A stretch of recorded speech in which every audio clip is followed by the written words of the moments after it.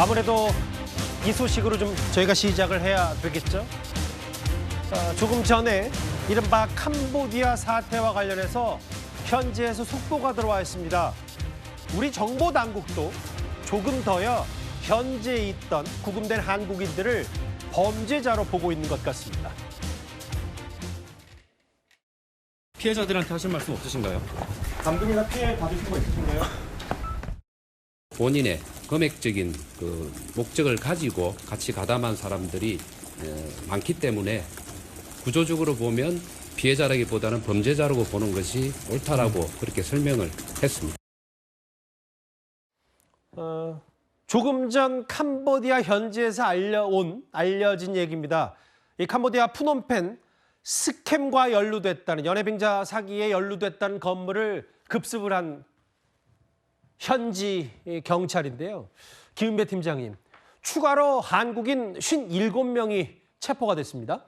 그렇습니다. 캄보디아 경찰에서 푸놈펜 주변에 있는 그 범죄 단지라고 부르는 왠치 거기에는 이제 망고 단지, 태자 단지, 원구 단지가 있는데 여기를 급습을 했습니다. 급습을 했더니 그 안에 피의자, 즉 범인들이 있었는데 그 중에 57명이 한국인이고 29명이 중국인이라고 지금 밝혀지고 있습니다. 더군다나 거기에 이제 물건을 압수수색을 했더니 컴퓨터 같은 경우가 126대가 있었고 또 이제 범행을 하려고 그러면 휴대폰이 필요하지 않습니까? 그러다 보니 휴대폰이 30개를 압수했다고 하니까 이번 캄보디아 당국에서는 적극적으로 수사를 했는데요. 이 이유는 뭐냐면은 한국에서 캄보디아에게 공조 요청을 상당히 좀 강하게 했습니다. 그러다 보니 한국인뿐만 아니라 범죄 단지에 수사를 해서 한국인들이 있으면은 재빨리 송환을 해달라고 요청했기 때문에 캄보디아 경찰에서 적극적으로 수용을 해서 아마 프놈펜 주변에 있는 그 범죄 단지를 급습을 한 뒤에 막 체포를 했기 때문에 한국인 57명은 일단 기초조사를 한 뒤에 한국으로 송환될 것 같아 보입니다. 지금 보면은 정확히는 이제 어제 캄보디아 경찰이 검거를 했고 해당 그 푸놈펜 스캠 건물을 다시 한번 살펴볼까요? 여기입니다.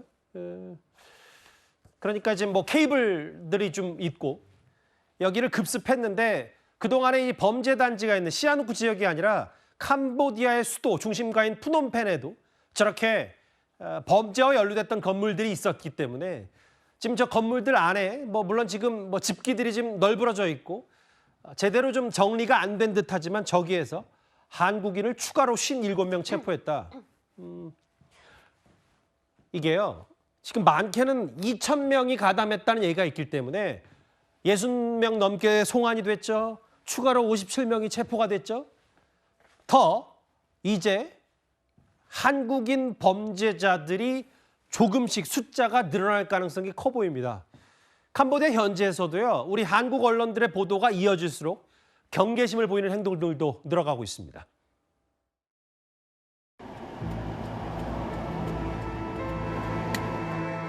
사상의 캄보디아에서 얘기를 좀 받아오면 어느 카지노라 그랬죠? 카지노. 手机也要查了。照这里的我们要删。好，我现在在这里删，好吧？你考虑这样在这里的那么多人，人家会说会不会是吧？不用，我们想在这里删。好，快点。我们这一片区域啊，不能拍照，也不上来。为什么不能拍照啊？敏感。 저 현지, 캄보디아 현지에 있는 사람들, 이들의 민감한, 예민한 이런 부분도 아마 이제 캄보디아 경찰과 우리 경찰의 공조로, 우리 당국과 공조로 이제 급습이 시작됐기 때문에 그것보다는 조금씩 더 누그러질 가능성은 있어요. 강재나 변호사님. 네. 10명이 추가로 구속됐는데 지금 법원이 봤을 때는 현금과 코인으로 월급을 받았고 회사원처럼 조직에서 활동했다. 납치 감금 없었다라고 진술했어요. 다음 화면을 보겠습니다. 어제 저희 채널A 취재팀이 알아본 바로도 직급을 나눠서 회사원처럼 활동을 했고 현금과 가상화폐로 월급을 수령했다. 이 정도면 정말 피의자를 넘어서 본인들도 범죄에 깊숙이 가담했다. 피해자가 아니었다고 어느 정도 단정을 할 수 있는 거 아닙니까? 그렇죠. 이번에 한국으로 송환된 피의자들, 그러니까 캄보디아에서 체포가 되었던 사람들에 대해서 과연 이 사람들이 피의자로만 있는 것인가, 피해자성도 있을 수 있겠다라고 많은 분들이 예상을 하셨는데 예. 이번에 추가 구속된 10명 같은 경우에는 피해자로 전혀 볼 수 없는 사람들이었다라는 것이죠. 이들은 로맨스 사기에 연루가 되어 있는 사람들이었습니다. 그런데 의정부 지방법원에서 사기 혐의가 소명이 되고 도주의 우려가 있다라고 하면서 10명 전원에게 구속영장 발부가 되었는데 예. 굉장히 놀라운 것이 이들은 마치 회사원처럼 했었다라는 것이죠. 예. 그 직급을 나눠서 활동을 했었고 그리고 월급은 현금과 가상화폐로서 수령을 하고 가족들과도 자유롭게 연락을 했다라는 겁니다. 우리가 피해자라고 생각을 했었던 그런 모습들, 그러니까 감금이라든지 폭행 이런 것들은 전혀 없이 말하자면 자발적으로 그 범행에 있어서 로맨스 사기에 있어서 깊숙하게 관여한 한국인들이었다라는 것이죠. 예. 여기에 대해서 우리 국민들께서 느끼시는 어떠한 분노와 좌절감 이런 것들은 굉장할 것이다라고 생각합니다. 가족과도 자유롭게 연락했고, 글쎄요, 월급도 다 따박따박 받았고, 직급 뭐 여기도 부장, 차장, 과장 대리가 있는지 모르겠는데 이렇게 꽤 조직적으로 움직였다. 다음 화면을 보겠습니다. 홍정성 기자님. 근데 이들이 벌어들인 범죄 수익이 어마어마하더라고요. 무려 93억이다. 그럼 되짚어보면 숨진 대학생 이런 특수한 케이스 말고는 피의자, 범죄자에 가깝고 이 수익도 보니까 꽤 체계적입니다. 그렇습니다. 당장 23일 오전 7시 35분에 인천국제공항에 도착한 64명, 그중에서 59명이 59명에게 구속영장이 발부됐어요. 이것만 봐도 그전에는 만약에 우리가 64명 중에서 이 구속영장이 발부되지 않은 피해자라고 볼 수 있는 5명의 이야기를 많이 했다면 지금은 이렇게 이 59명, 이 피의자라고 할 수 있는, 가해자라고 할 수 있고 범죄자라고 할 수 있는 이 사람들 얘기를 하게 된 이 상황이 너무 안타깝긴 하지만 이 내용을 들여다보니까 왜 64명 중에 59명이나 구속이 됐는지 좀 이해가 되는 대목이 있습니다. 예. 뭐냐면 마치 회사도요, 작은 회사가 아니라 200명이나 되는 회사처럼 이게 팀이 있고요. 회사가 있고 그 200명이 팀으로 나눠지고 한 팀 안에는 또다시 직책이 또 이렇게 말하자면 평사원부터 팀장까지 이렇게 또 직책이 있고 이렇게 나눠서 조직적으로 일을 했고요. 그러다 보니까 그렇게 조직적으로 일하니까 굉장히 우리 영화에서 보지만 보이스피싱, 뭐 로맨스, 이 스캠 사기치는 대본도 아주 우리가 깜빡 속을 만하게 나왔을 거고요. 훈련이 되어지고 이러면서 범죄 수익을 거둬들였는데 피해자가 110명인데요. 이 범죄 수익이 무려 93억 원이에요. 대략 보면 한 사람당 거의 1억 원씩 지금 범죄 피해를 당한 겁니다. 그리고 이 범죄 수익금이 그럼 어떻게 관리가 됐느냐. 대표 계좌 통해서 수익이 관리되고 이 범죄에 가담된 사람들에게는 코인이라든가 가상화폐죠. 가상화폐라든가 혹은 현금, 달러로 월급이 지급이 됐고 이 말단 사원이 뭐 월 2,000달러를 받고 그리고 만약에 범죄 수익 요번에 잘 올렸다 그러면 인센티브까지 제공이 됐다는 겁니다. 이런 상황이 되다 보니까 이런 사람들에 대해서 지금 국민들이 느꼈던 연민, 걱정 이런 게 컸던 만큼 그 컸던 만큼에 비례해서 지금 굉장히 또 화가 나 계시고 엄벌에 처해야 된다 이런 목소리가 나오는 거죠. 그러니까 맞아요. 왜냐하면 아시겠지만 잠깐 아까 화면에 나왔던 저 숨진 대학생 예천 출신의 애초에 캄보디아 사태의 단초가 됐던 저 숨진 대학생은 이제 감금, 폭행, 살해까지 당했고 그러면 본인이 원치 않게 캄보디아에 대해서 저렇게 고초를 겪고 심지어 목숨까지 잃는 일이 발생했구나라고 애초에는 생각했는데 조금씩 더 들여다보면 들여다볼수록 마치 회사원처럼 행동했고 사기 범죄했고 범죄 수익이 무려 100억에 가깝다. 아예 뭐 코인과 가상화폐로 월급을 받았다니까요. 아예 정부 당국, 우리 정보 당국은 범죄자로 보고 있습니다. 근데 다음 화면을 볼게요. 그래서 뭔가 이제 수사에 팔을 걷어붙일 수밖에 없는데요. 김은배 팀장님. 실제로 현직에 계셨을 때 이런 수사 전문으로 하셨었잖아요. 아예 캄보디아로 불법 유인하는 이른바 하드스 카페를 내서 착수하겠다. 이거 어떻게 수사하고 어떻게 들여다볼 수 있는 거예요? 그렇습니다. 하디에스 카페라는 게 뭐냐면 실제적으로 2003년 11월 달에 개설한 걸로 알고 있는데요. 예. 저 카페에는 해외에 취입할 수 있다, 고수익으로 취입할 수 있다는 것을 홍보를 하기 시작했거든요. 그렇기 때문에 저 카페에 청년들이 많이 들어왔다고 합니다. 저걸 통해서 캄보디아에 많이 갔는데 2023년도만 해도 몇십 건 했었지만 2024년도에 카페를 보고 간 사람들이 200명이 넘는다고 하니까 예. 저 하디에스 카페를 사실은 저거를 처음에는 좀 삭제를 요청했는데 저희 문제가 없다라 가지고 판정이 났기 때문에 하지 못했거든요. 예. 경찰에서 보니까 하데스 카페를 통해서 캄보디아에 가는 우리의 청장년이 많기 때문에 하데스 카페에 대해서 적극적으로 수사를 시작했기 때문에 저 하데스 카페를 통해서 프롬펜으로 출국한 사람들은 잠재적 범죄자로 볼 수도 있지 않겠습니까? 그러다 보니 저 카페에 대해서 연결을 해서 저기에 뭐 알선자, 모집책 요거를 전 수사를 할 수 있는데 예. 저 카페가 사실 문제가 있는 건 뭐냐면 외국에 서버가 있으면 쉽지 않습니다. 그렇겠죠. 하지만 예. 한국에 서버가 있으면 압수수색을 해가지고 하게 되면은 거기에 대한 그 모집한 사람들 아니면 인적사항이 나오기 때문에 예. 수사는 가능을 하는데 경찰, 즉 우리나라 경찰뿐만 아니라 캄보디아 또는 미국까지도 연합을 해가지고 공조 체제를 해서 저 하디에스 카페를 사용한 모든 사람들을 아마 제가 보기에는 전수 조사를 해야만 가능할 것 같습니다. 예. 가장 새롭게 알려진 얘기는 바로 저 얘기. 지금 캄보디아에서 한국인 57명을 추가로 체포했습니다. 이들이 다시 뭐 송환 조치되고 이들의 행각이 드러난다면 더 구체적으로 이 캄보디아 사태, 범죄 단지에서 어떤 일들이 벌어지고 있는지 좀 더 구체적으로 정황 증거들이 나오겠죠. 중요한 건 앞으로 우리 정보당국, 외교당국, 수사당국일 텐데요. 여전히 캄보디아 대사관의 대처가 논란거리입니다. 그 한국인 총책 부부 중에 여권 연장하러 여기 왔다가 적색 수배자인 것을 알고도 그냥 자수 권유만 했다는 사실 알고 계십니까?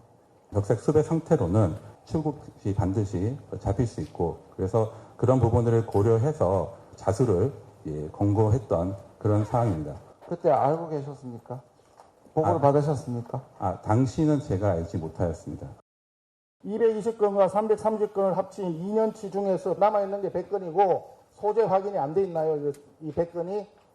예, 그 공간에 신고를 접수해서 경찰에 신고하는 방법을 안내를 해줍니다.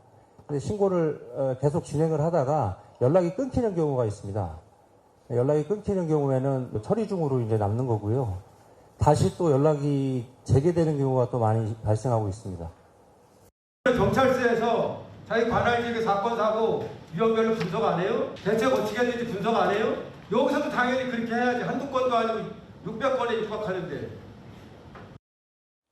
가장 황당했던 건 앞서 화면에 나왔던 그거죠.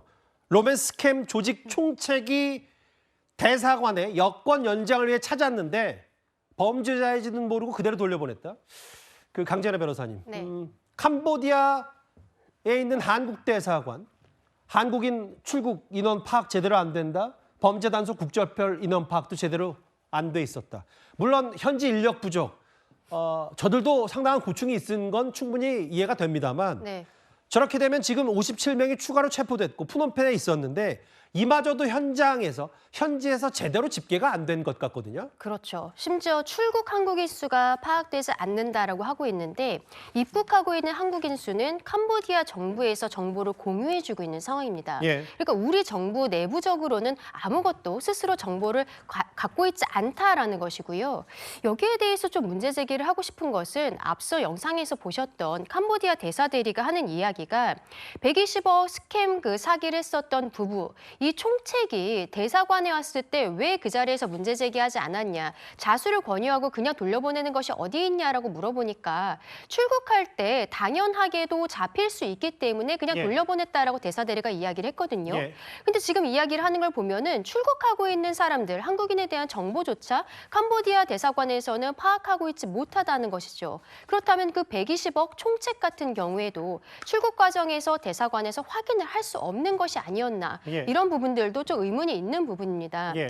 결국에는 지금 대사가 없는 것을 넘어서서 총체적으로 문제가 있는 것으로 보이는데 이런 부분에 있어서 지금 외교부에서 책임에 대해서 조금 더 신중하게 그리고 중대하게 깨닫고 국민들 앞에서 사과하는 모습을 보여야 되지 않을까라고도 생각합니다. 그래서요. 국민의힘에서는 아예 조현 외교부 장관의 책임론까지 꺼내들었습니다. 이게 굉장히 중요한 사건이다라고 하는 것을 인식한 시점은 언제입니까? 가장 최근입니다. 날짜가 대충 언제입니까? 그러니까 지난주 정도인 것 같습니다. 그전에는 일반 사고로 전문 보고가 있다가 이게 이런 것을 가능성이 있고 이런 것이 된다는 것은 최근에 있었던 일입니다. 현장에서 확인한 이재명 정부의 외교 당국의 대응은 무능과 무책임 그 자체였다고 생각합니다. 8월 초에 우리 대사관이 고문 사실이 담긴 첫 보고가 외교부 본부에 올라왔음에도 불구하고 2달이 지나도록 그 심각성조차 인식하지 못하고 지금도 사태를 관망하고만 있는 무능한 조현 외교부 장관은 이 사태에 대해서 책임을 지고 본인의 거취에 대해서 스스로 판단해야 될 것이라 생각합니다. 최진봉 교수님, 그러니까 야당 얘기는 이미 2달 전에 고문 사망이 2달 전에 보고됐는데 조현 외교부 장관은 지난번 국감 때 지난주 정도에 10월 초쯤에 들었다. 그럼 두 가지다. 무능하거나 위증이거나 뭐 이 얘기를 하고 있는 것 같아요? 그러니까 예를 들면 이게 보고가 올라온 라인이 어딘지를 확인해 봐야겠죠. 예를 들어서 지금 캄보디아 대사관에서 보고를 했고 그 외교 라인을 통해서 보고가 됐는데 장관까지 보고가 됐는지 부분을 확인해 봐야 되는 게 필요해요. 그러니까 지금 장관은 얘기하기를 본인은 그냥 사고로 보고를 받았다. 그러니까 이게 고문이나 이런 방식으로 사망이 된 거라고 보고를 받지 못했다고 얘기를 하고 있잖아요. 그거 알게 된 게 지난주라고 얘기를 해요. 그러니까 발언할 당시에 지난주라고 얘기하고 있고. 근데 지금 그러니까 보고는 올라갔다고 지금 주장을 하니까 캄보디아에서는 그러면 전체적으로 이 보고가 어떤 방식으로 올라갔고 어디까지 보고가 되는지를 봐야 돼요. 그건 확인이 필요하다고 저는 생각합니다. 그러니까 송은석 지금 의원이 주장하는 것처럼 조현 장관이 이걸 보고받고도 거짓말을 한 것인지 아니면 조현 장관한테는 그렇게 보고가 안 되고 그냥 일반 사망사고로 보고가 됐을 가능성도 있기 때문에 이건 자체적으로 조사를 통해서 어떤 방식으로 보고가 올라왔는지 하는 부분을 확인해 봐야 된다. 이렇게 생각합니다. 근데 이제 맞아요.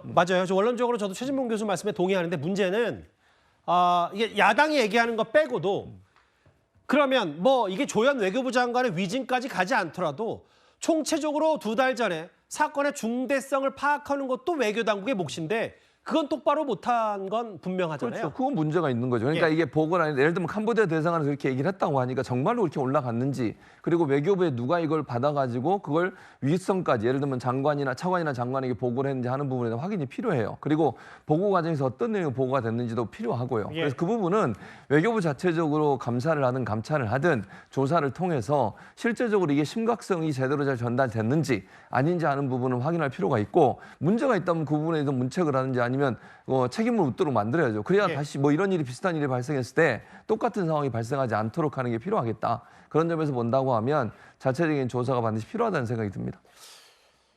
10월 초에 이 사건을 인지했다고 했고 캄보디아 현지에서 국감을 마치고 돌아온 야당의 송원석 원내대표는 8월쯤에 보고가 외교부에 됐다. 그럼 2달 동안 뭐 한 거냐? 조현 외교부 장관 책임론까지 들고 나왔습니다. 57명이 추가로 체포됐으니까 그 전말 정황 좀 더 드러나 봐야 될 것 같습니다. 10위였습니다.